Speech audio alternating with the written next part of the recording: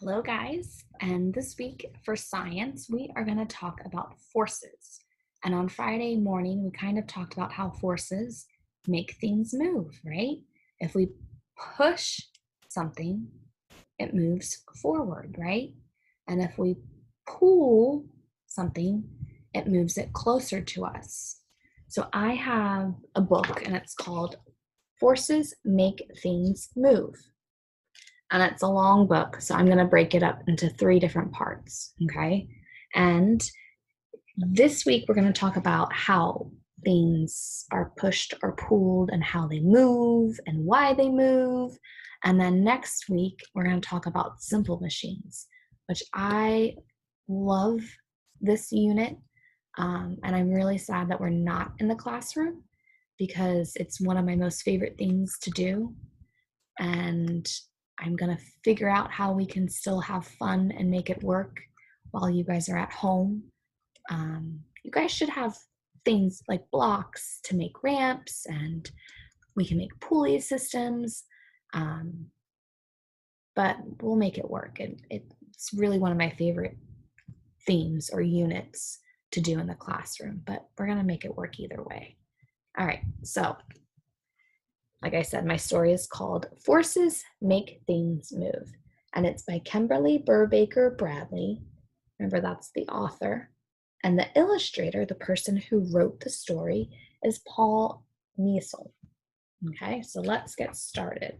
And like I said, I'm going to break it up into three different parts because it's a long story and there's lots of words on the page. But it's really important that you're listening because there's a lot of information. Right. Try. If you push a toy car, you can make it move across the floor, which I'm sure all of you have pushed a car across the floor.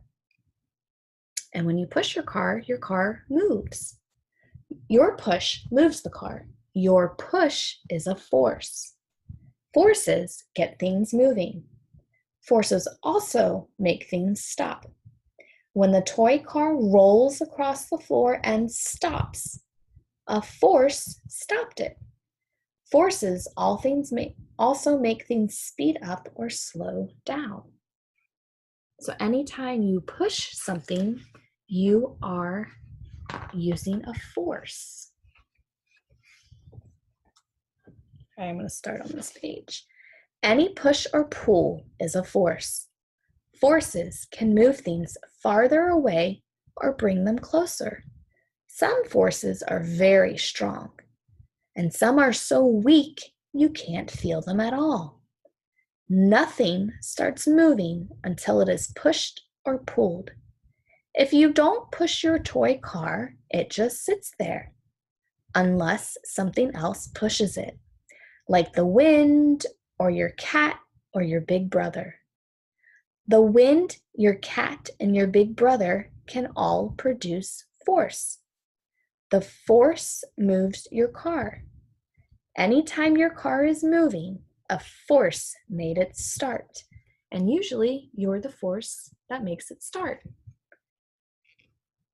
The heavier an object is, the more force it takes to start it moving. So think about that. If you have a really big toy car, you can't just push it lightly. You have to push it hard to make it move. So if it weighs more, you're going to have to push harder. If you want to run across the yard, your feet have to push on the ground to get you moving.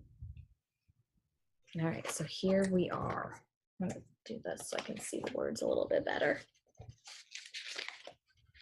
If you and your big brother decide to have a race, his feet will have to push harder on the ground than yours. Why? Because he weighs more. It takes more force to make him move.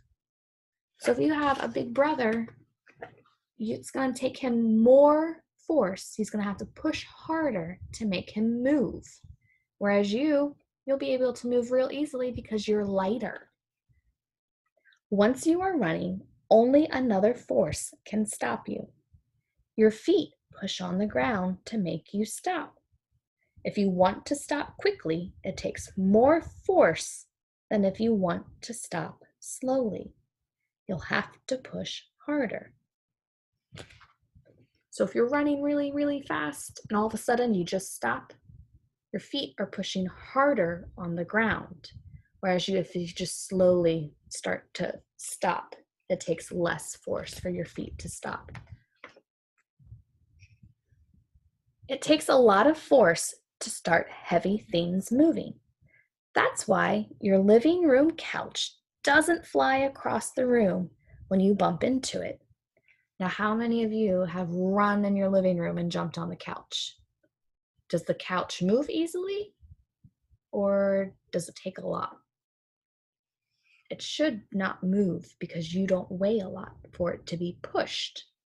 Now, if your mom or dad was running and ran on the couch would probably move because they weigh more.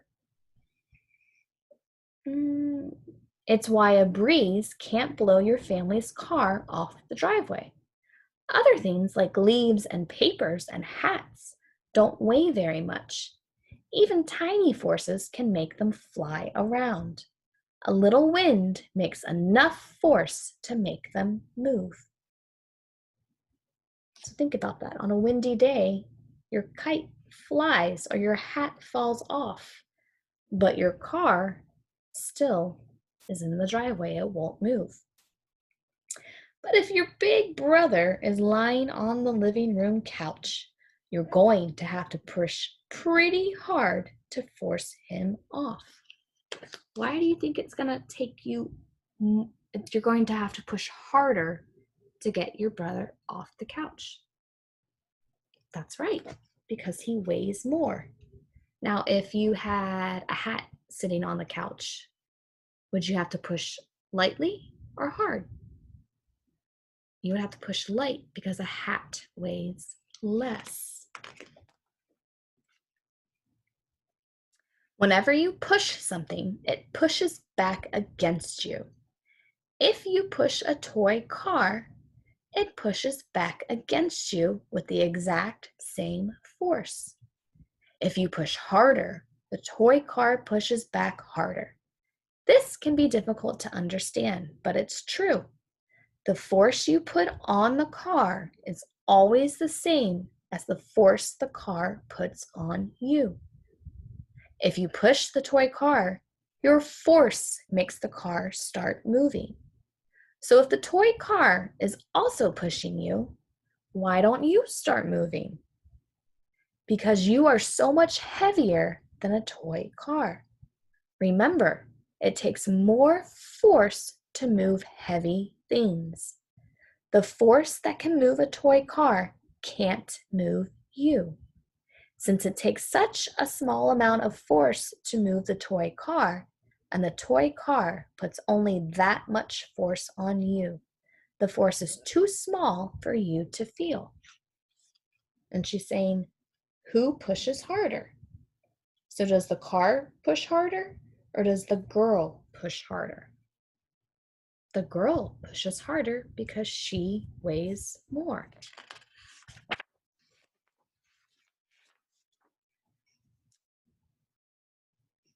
If you push your family's real car parked in your driveway, it pushes back too. Just like your toy car, the real car pushes back with the same amount of force as you put on it.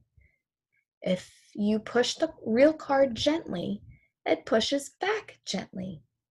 If you push harder, you can feel it push back harder.